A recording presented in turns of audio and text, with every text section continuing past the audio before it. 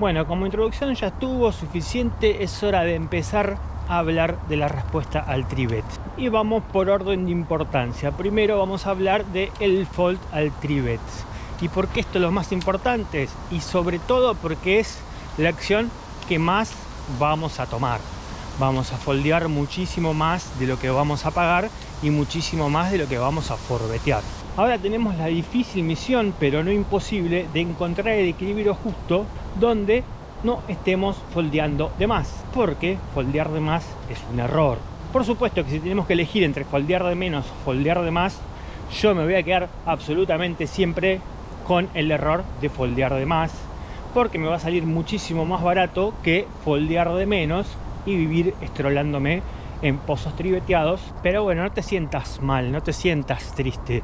Foldear un montón es parte necesaria acorde a nuestra estrategia de open raisear muchísimo con rangos dinámicos y ser unos rompebolas preflop. Tenemos la obligación desde el punto de vista matemático y del metagame de foldear muchísimo a los tribet. Y hace varios videos que no traigo a colación mi odioso dicho de que el 99% de los jugadores no tienen ni idea. Es un buen momento para volver a repetirlo, porque en este tema puntual es donde casi más que en ningún otro esto se ve reflejado en la realidad. La gente juega como el orto en contra del tribet. Hay maneras y maneras de jugar de manera no óptima o inadecuada en respuesta al tribet.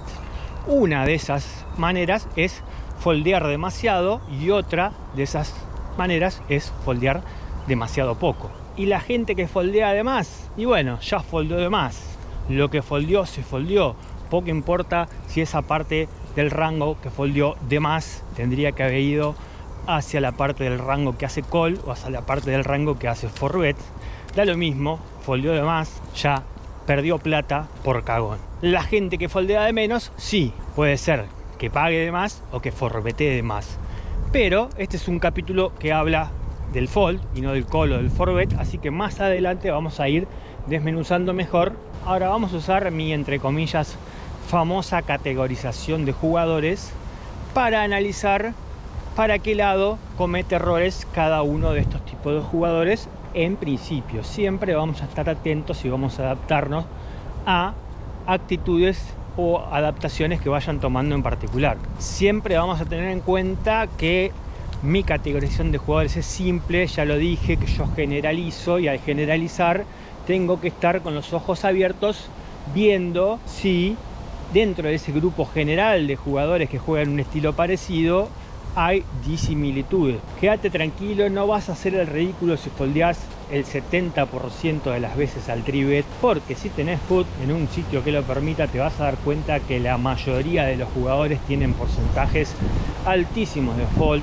No hay forma en el póker de mantenerse agresivo si no foldeás mucho. Es así, los jugadores agresivos de cualquier tipo, que son los que ganan plata en mayor o menor cantidad, para ganar plata tienen que apostar mucho. Y por supuesto, tienen que foldear mucho cuando su apuesta recibe un contraataque o raise o tribet. No hay otra forma de ganar plata que no sea haciendo mucho bet y por ende mucho fold. ¿Cuáles son las personas que no hacen mucho fold? Y bueno, para empezar, los nits. Los nits no hacen mucho fold. ¿Por qué? Porque cometen el error de no hacer mucho bet. Si abren un rango súper acotado, si betean solamente cuando conectan. Y sí, es obvio que ante nuestra respuesta agresiva o el re-raise van a foldear poco y nada, porque siempre llevan las buenas. Entonces el error de ellos no es foldear de más, sino es abrir o apostar de menos. Pero ojo, los nits no son los únicos jugadores que foldean poco. Claramente sí son los únicos jugadores que están acertados en lo correcto al foldear poco, porque tienen un rango súper poderoso. Los otros jugadores que foldean poco pero cometen un error al hacer esto son los fish y los donks. Los fish claramente pagan y pagan y pagan y pagan. En este caso particular es muy probable que foldeen algo cercano al cero. Los donk claramente también van a foldear poquísimo al tribet. A diferencia de los fish, probablemente se inclinen mucho más por forbetear que por hacer un simple call. Y bueno, si usamos mi categorización de jugadores, me faltaría estar hablando de los regulares. Los buenos, que son pocos, y los malos, que son un montón. Contrariamente a lo que vos pensás, en mi criterio, los regulares foldean de más al trivet. ¿Cómo? Sí, te explico.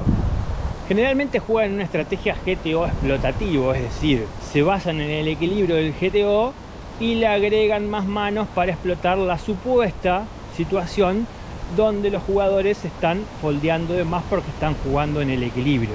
Mentira, nadie juega en el equilibrio, y mentira, nadie foldea de más. Usando la misma filosofía, la misma teoría, la misma lógica, asumen que la gente trivetea de menos. ¿Por qué? Porque según ellos la gente es toda pasiva.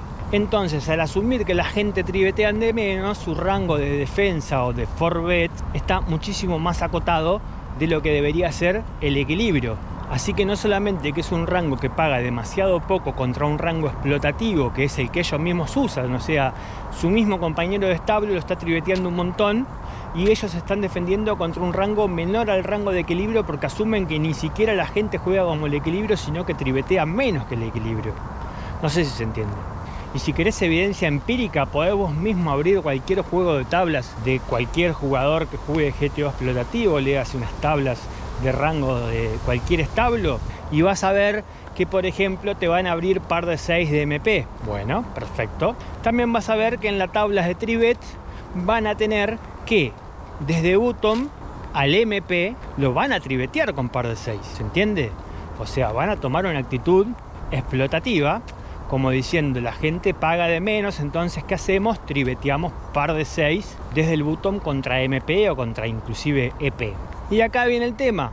En la misma tabla de rango, cuando vos tenés que con par de 6 tenés que abrir de MP, cuando vos tenés que con par de 6 tenés que trivetear bottom versus MP, abrís la siguiente pestaña, juegos de tabla, respuesta al trivet, y tenés que después de haber abierto desde MP con par de 6, cuando el bottom te trivetea, vos estás foldeando par de 6, vos estás foldeando par de 7, vos estás foldeando KJ Suite, K10 Suite, K9 Suite, estás foldeando varios de los Aces Suite, hasta las 9 creo que lo foldean las tablas, estás foldeando Rey Dama Off, estás foldeando, te diría, no sé, un 20-30% de tu rango que le gana a par de 6 o inclusive a par de 5, que también está en el rango de trivet. Usé el par de 6, pero podría haber usado el par de 5, que también está. Entonces usan la lógica, abramos par de 5 porque la gente foldea de más, triveteemos par de 5 porque la gente foldea de más, pero cuando nosotros nos trivetean, foldeemos KJ Suite porque la gente trivetea de menos. Ahora, ellos trivetean de más, sus compañeros de establos trivetean de más, pero según ellos la tendencia poblacional es que la gente trivetea de menos. Entonces estos regulares de establo vuelven a caer en estrategias no óptimas por culpa de estas tablas. Siempre la culpa es de jugar con las tablas y no adaptarse a la vida real y no usar rangos dinámicos. Y bueno, nuestra misión, imposible o no imposible, pero muy difícil, es usar rangos dinámicos de respuesta al trivet, no usar ninguna de estas tablas de mierda. Por supuesto, como siempre digo, está bueno tener una idea de las matemáticas, sobre todo para tener una idea también de cómo juegan ellos. Vos fijate cómo así de la nada misma te saqué el ejemplo del par de 5 y del par de 6, que estoy 99,9% seguro que es un buen ejemplo, porque como que las tablas las tengo entre comillas en la memoria. Y vos vas a decir, ah, sí, claro, te las trajiste desde tu casa, te viniste con todo el paquete de chamullo armado y te querés hacer acá el que estás improvisando. Este es el único paquete que traje desde mi casa.